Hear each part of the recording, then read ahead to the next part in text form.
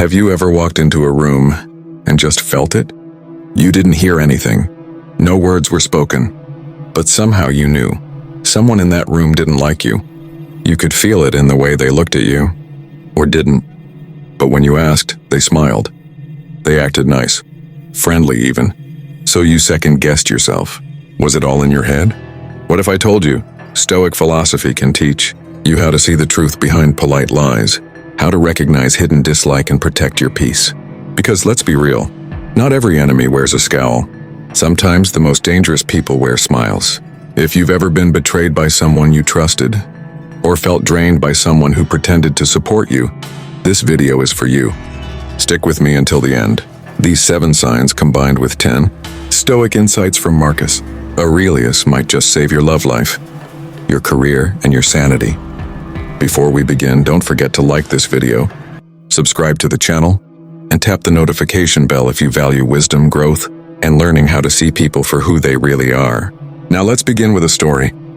Marcus Aurelius was the most powerful man in the Roman Empire, yet even he couldn't trust everyone around him. There was one senator, Lucianus, always polite, always respectful. To others he seemed loyal, but Marcus, through years of practice and deep inner clarity, noticed things most couldn't: a pause too long before a compliment, a smile that never reached the eyes, support that came only when the victory was guaranteed. One day, Lucianus voted against a law Marcus championed, secretly and anonymously. Marcus never exposed him, never confronted him. Instead, he wrote in his meditations, "The best revenge is not to be like your enemy." He watched, he listened, and he ruled with peace of mind because he knew what to watch for. Let's learn the 7 subtle signs someone may dislike you but is hiding it, and what Marcus Aurelius would suggest you do in response. 1. Their compliments feel off, the hidden poison behind polite words.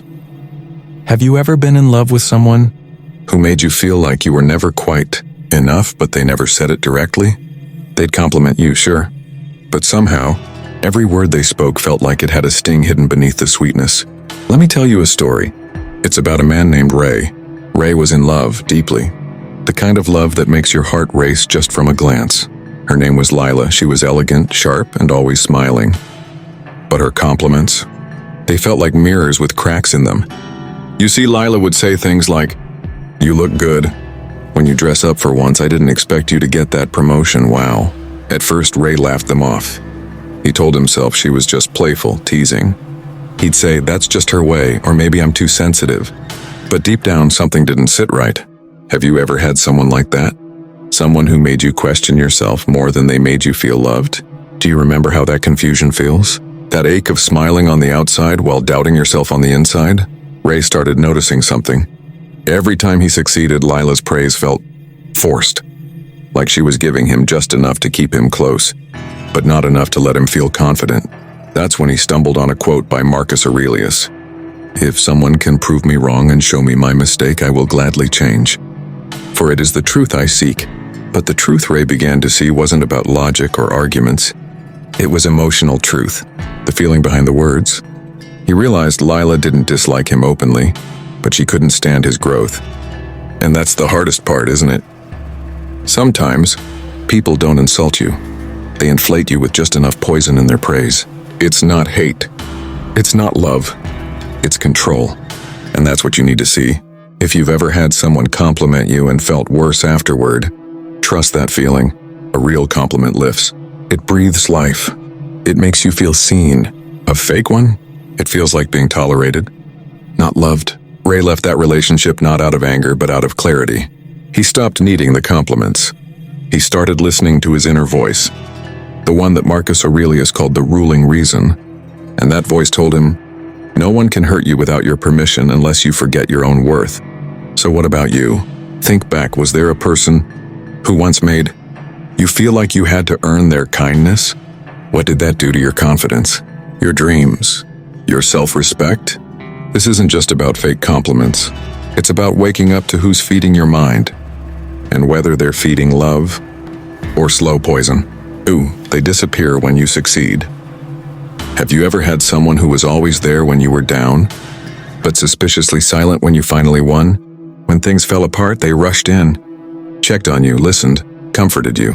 But when you got the promotion, when you launched your dream business, when you finally found someone who truly loved you, they vanished. Let me tell you a story that might sound painfully familiar. There was a man named Zane, kind-hearted, quiet, ambitious in a silent way. For years, he poured his soul into building something of his own, a photography business. During those years of struggle, Adil, his old friend, was always around. They'd have long talks, mostly about how life was unfair, how hard it was for men like them. Adil was supportive, or so it seemed. He'd say, "Man, we're in this together." Zayn believed that. Then it happened. After 5 years of effort, countless sleepless nights, and moments when he nearly gave up, Zayn's photos went viral. His inbox exploded. Clients, media, recognition. And Adil? Gone, silent like a ghost. No congrats. No phone call. Not even a half-hearted emoji. At first, Zayn told himself he's probably just busy. But weeks passed. Then months. Finally, they met again. Adil didn't even mention Zayn's success. Instead, he brought up how lucky people were these days with social media. He joked, "Guess all you need now is one viral post, and you're set for life, huh?" Zayn smiled. But something in him shifted. He remembered a line from Marcus Aurelius. "It is not the man who has too little, but the man who craves more who is poor." And it hit him. Adil wasn't poor in money. He was poor in spirit. You see, people who truly love you celebrate you. They don't vanish when the sun shines on you. They don't need to be the center of attention to feel fulfilled. But those who secretly dislike you, those who envy your light, can't stand to see you rise. Not because they hate you, but because your growth reminds them of their stagnation. Their silence speaks louder than any words. And here's the trap. When you love someone like that, it hurts more. You remember how they stood beside you in your darkness. And you wonder, did they love me? Or just love being needed? Zayn let Adil go, not with bitterness, but with clarity. He realized that some people are only comfortable with the version of you that's struggling. Marcus Aurelius would remind us, "Let not your mind run on what you lack as much as on what you have already." So ask yourself this: who disappears when you succeed? Who stops clapping once you're no longer the underdog? And why are you still calling them friend? This isn't just about friendship, it's about love too. Because if someone loves your pain more than your progress, they were never rooting for you. They were competing with you. 3, they're overly curious about your pain. Have you ever been in pain and someone showed up not to lift you, but to look deeper into your wounds? They weren't there to help. They were there to watch. Let me tell you about Omar. Omar had just gone through a brutal breakup, the kind that takes the air out of your lungs. 4 years of love, plans, sacrifices gone in a single sentence. "I don't think I love you anymore."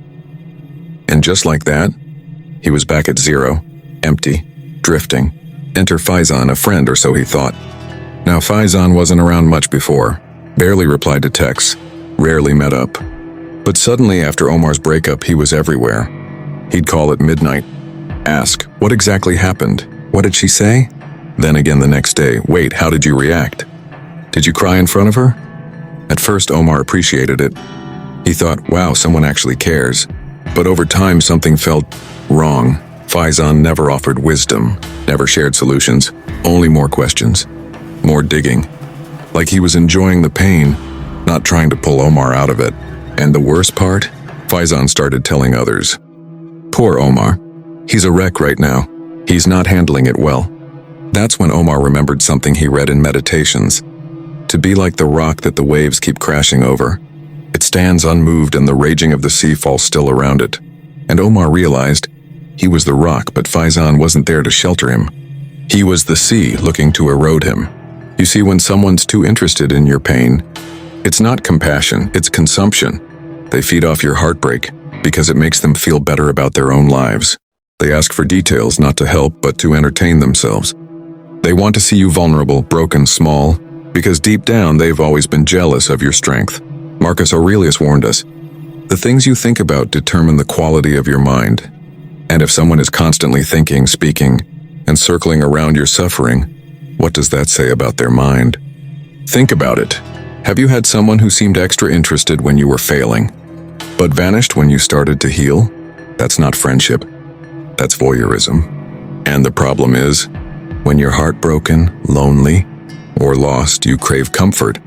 You'll let in anyone who knocks at the door with a sympathetic face. But a Stoic man doesn't just ask who comes in. He asks, why are they here? So let me ask you, who gets excited when you're falling apart? And what do they gain from seeing you at your worst? If they rush to hear about your suffering but stay silent. When you're succeeding, that's not love. That's disguised resentment, and it's time you stop confusing curiosity for compassion. They disagree subtly but constantly. Have you ever had someone in your life who never openly insults you? But somehow they always seem to be on the opposite side of whatever you believe. You say you're excited to start a business. They say, yeah, but do you really think you're the entrepreneurial type? You say you're thinking about proposing to someone. They go, don't you think it's too soon? She might not be the one. They always wrap it in concern. They say they're just being honest. But the truth is, they're not disagreeing to help you grow. They're disagreeing to keep you doubting yourself. Let me share the story of Haris. Haris was a smart, disciplined man who had finally decided to leave his 9-to-5 job and start his own consulting firm. It wasn't a reckless move. He'd planned it for a year, saved money, done research. He wasn't jumping, he was rising. But then came his old college friend Mubin. At first, Mubin congratulated him, but immediately after he added, but bro, the market is already so saturated. Are you sure you're not being impulsive? Haris laughed it off. Then when Haris signed his first client, Mubin said, I mean, one client doesn't mean much. Let's see how long it lasts. Again, Haris brushed it aside. But then it happened again, and again. Every step forward, Mubin found a reason to poke holes in it. Always subtle, always smiling, always just playing devil's advocate. Until one day, Haris told Mubin that he planned to expand, hire an assistant, and build a team. Mubin smirked and said, you sure you're cut out to be a leader? That was the final crack. Haris finally saw it. This wasn't friendly banter. This was psychological warfare dressed up as concern. Marcus Aurelius once wrote, never esteem anything as of advantage to you that will make you break your word or lose your self-respect. And Haris realized, every time he listened to Mubin's fake concerns, he chipped away at his own self-respect. It wasn't about disagreement, it was about control. Because some people can't stand to see you build confidence, so they try to clip your wings with opinions. And here's the thing, when someone always takes the other side, it's not curiosity, it's competition. It's not a conversation. It's an attempt to slow you down, make you question yourself and stay on their level. Let me ask you something personal. Who in your life challenges you just a little too often? Who can't let you have a moment of confidence without playing the realist? And why are they so obsessed with you being wrong? A true friend disagrees to sharpen you, not to shatter you. Because growth requires friction, but never sabotage. So if someone constantly argues not to explore truth, but to prove you wrong, it's time to step back. As Marcus Aurelius taught, if it's not true, don't say it. If it's not right, don't do it. The same goes for listening. If it's not constructive, don't absorb it. They avoid eye contact or hold it too long. Have you ever looked someone in the eye and felt like they were hiding something from you? Or the opposite? Have you ever met someone who stared at you just a little too long, like they were trying to convince you they weren't lying? Let's talk about what the eyes reveal, because often, they say what the mouth refuses to. This is the story of Bilal. Bilal was in love, or at least he thought he was. Her name was Sarah, and for the first few months everything felt right. She laughed at his jokes, smiled warmly, held his hand like it meant something. But slowly, Bilal noticed something odd. It started during conversations about the future. When he'd say things like, imagine if we moved to Istanbul one day, she'd smile but look away. He noticed she began checking her phone during deep talks, avoiding his eyes when he spoke from the heart. But when she did lock eyes with him, it was unnerving, too intense, almost calculated. Not warm, not loving. It wasn't the gaze of connection. It was the stare of someone trying to hold control. At first, Bilal doubted himself. Maybe she's just distracted, tired, stressed, but his gut said otherwise. So he did something simple but revealing. He sat across from her during dinner and said, "You seem distant. When I talk to you, I feel like you're not really here." Sarah looked up and blinked twice. Her mouth smiled, but her eyes, they were cold, unmoved, a flash of irritation. Then she said, "That's just in your head. You're overthinking again." And there it was. Marcus Aurelius once wrote, "The soul becomes dyed with the color of its thoughts, and the eyes, they reflect that soul." In that moment, Bilal realized it wasn't love anymore. Maybe it never was. You see, when someone avoids eye contact during moments of truth, it's not just awkwardness, it's a sign of emotional retreat. And when they overcompensate with long, forceful eye contact, that's not connection, that's performance. The Stoics taught us not to react blindly, but to observe everything, to see clearly even when others pretend. So let me ask you, who avoids your gaze when you're speaking from the heart? Who locks eyes with you too firmly, like they're rehearsing honesty instead of living it? Do their eyes match their words or betray them? The eyes reveal intent. They flinch at guilt. They stiffen with resentment. They drift when there's distance. The mouth can lie, but the gaze always slips. And if someone can't meet your eyes with softness, honesty, and ease, they're hiding something. Marcus Aurelius said, "Nowhere can man find a quieter or more untroubled retreat than in his own soul." But what if the people around you keep troubling your soul with dishonest silence or too intense stares? It's time to see clearly. 6, they joke, but always at your expense. Have you ever laughed at a joke that secretly hurt you just to keep the peace? You know what I mean. They tease your looks, your relationship, your failures, or your past, then laugh it off with, "Relax, I'm just kidding." But inside, you feel a sting, a slow burn, and a voice in your head that whispers, "That didn't feel like a joke." Let me tell you the story of Ali. Ali was a calm, soft-spoken guy, always respectful, never one to make a scene. He had a close circle of friends, and among them was Saad, the funny guy of the group, always cracking jokes, always the loudest in the room. At first, it was all harmless. Teasing, laughter, boys being boys. But as Ali started to grow, emotionally, professionally, even romantically, Saad's jokes started to change. At a dinner party, when Ali mentioned he was dating someone seriously, Saad said, "Whoa, she must be desperate, huh?" Everyone laughed. Another time, when Ali presented a project idea in the group, Saad quipped, "Bro, don't hurt yourself thinking this hard." Laughter again. Each time, Ali smiled, tried to take it on the chin, but inside he felt chipped away, bit by bit, joke by joke. Until one day, at a wedding gathering, Saad made a comment in front of others. If Ali ever gets married, his wife better be ready to do all the talking. People laughed, but Ali didn't. He looked around at the people he thought were his friends, and they were laughing at his silence, at him, not with him. And in that moment, Marcus Aurelius's words echoed in his mind. Waste no more time arguing what a good man should be one. Ali realized being a good man didn't mean tolerating disrespect disguised as humor. You see, when someone jokes at your expense consistently, they're not trying to connect with you. They're trying to control the room, using your dignity as their tool. That's not wit. That's weaponry. And the worst part, they'll gaslight you if you speak up. Can't you take a joke? You're too sensitive. You've changed. Yes, you've changed, and thank God you did. Because the moment you stop laughing at things that hurt is the moment you start respecting yourself. Let me ask you now, who do you let make jokes that leave bruises? Who gets laughs from others? By shrinking you? And why do you keep calling that person a friend? As Marcus Aurelius wrote, the happiness of your life depends upon the quality of your thoughts. And thoughts grow in silence, but they rot in ridicule. If someone only jokes when you're the punchline, it's time to walk away. Not with bitterness, but with the quiet dignity of a man who values his peace over cheap laughs. 7, your gut tells you something's off. Have you ever walked away from someone and couldn't explain why, but something inside you felt off? They didn't say anything cruel. They didn't openly attack you. They smiled, nodded, maybe even hugged you.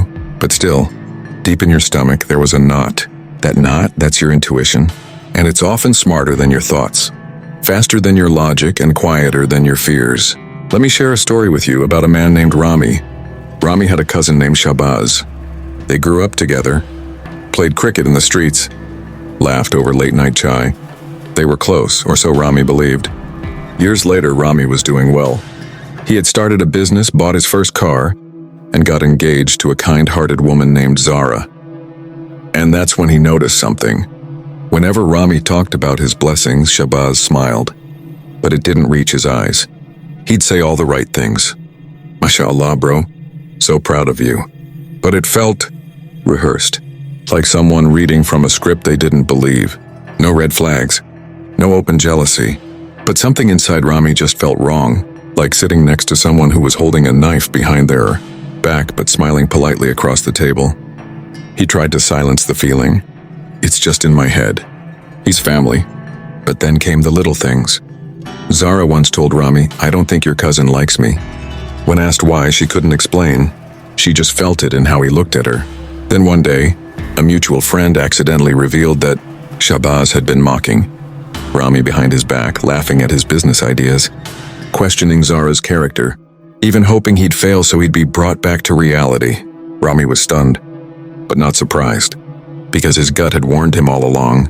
Marcus Aurelius once wrote, "Look well into thyself. There is a source of strength which will always spring up if thou wilt always look." You see, your gut is that source. It's your subconscious, your soul, your instincts, whispering truths your mind is too scared to say out loud. And if you ignore that whisper long enough, it stops whispering. It starts shouting through anxiety, confusion, sleeplessness, regret. Let me ask you now, who in your life makes your body feel tense no matter how kind their words sound? Who drains you quietly, leaves you feeling smaller, makes your spirit shrink when they enter the room? That's not just your imagination. That's wisdom in disguise. Your gut has no ego, no agenda, no desire to impress. It only knows one thing, truth. And if someone makes your soul feel heavy, listen closely, because something inside you already knows. They don't love you. They just don't want you to know they don't. And that, my friend, is the most dangerous kind of enemy. As Marcus Aurelius reminds us, the impediment to action advances action. What stands in the way becomes the way. If someone's presence creates inner conflict, maybe their absence is the way forward. With that, we've uncovered the 7 subtle signs that someone dislikes you but hides it behind politeness. And now it's your move. Who stays? Who goes? And most importantly, who do you become when you stop shrinking to fit into other people's comfort? So what should you do if you spot these signs? First, don't confront emotionally. The Stoic path is not about revenge or exposure. It's about awareness and response. Lucianus never confessed. He stayed in Marcus's court, pretending to be a loyal supporter. But Marcus never gave him power, never gave him closeness. He ruled with calm distance and slept peacefully. Because true strength is not needing to expose people, but seeing them clearly and moving accordingly. You don't need to cut everyone off. Just observe, trust your gut, align your life with peace, like Marcus did. With that said, thanks for watching, and until next time.